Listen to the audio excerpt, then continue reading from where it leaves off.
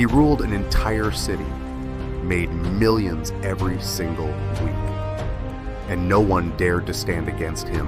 But in the end, the most powerful gangster in America didn't fall to bullets, he fell to something far unexpected. This is the story of Al Capone, a name that once made the entire city of Chicago tremble. Born in 1899 in Brooklyn, New York, Capone was not rich, and he was not powerful. He was just another kid growing up in a tough neighborhood. He dropped out of school at just 14 and quickly got involved in street gangs. This was not just survival anymore. This was the beginning of something much darker. Capone's real journey began when he moved to Chicago, a city filled with crime, opportunity, and chaos. This was the time of Prohibition. Alcohol was illegal, but demand higher than ever. And Capone saw something others did not. A business opportunity. He built an empire selling illegal alcohol, known as bootlegging. Within a few years, he was making over $100 million a year. That's billions in today's money. He controlled casinos, nightclubs, even the police. Chicago was not run by the government anymore. It was run by Capone.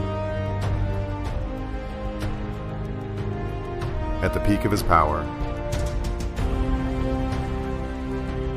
Capone was not just rich.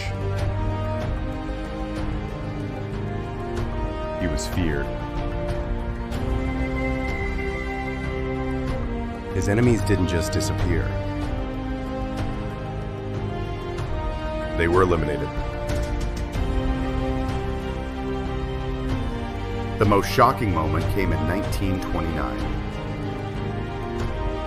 The infamous Valentine's Day Massacre. 7 men lined up against a wall and executed in cold blood. The message was clear. No one challenges Capone. But something had changed. The public was no longer afraid. They were angry. For years, Capone escaped every charge. Murder, violence, corruption. Nothing could touch him. Until the government changed its strategy.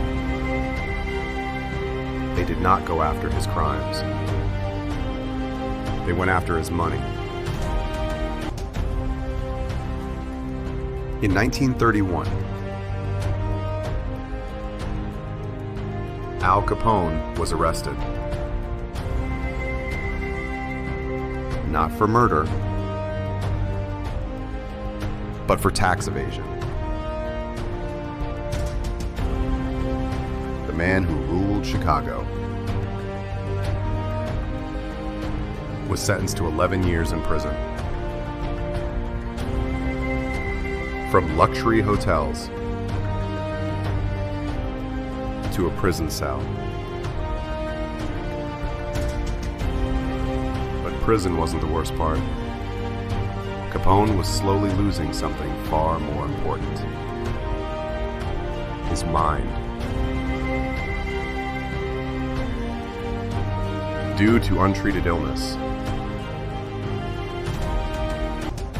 his mental state began to collapse. The man who once controlled an empire could barely remember his own past. In 1947, Al Capone died. Not as a king, but as a broken man.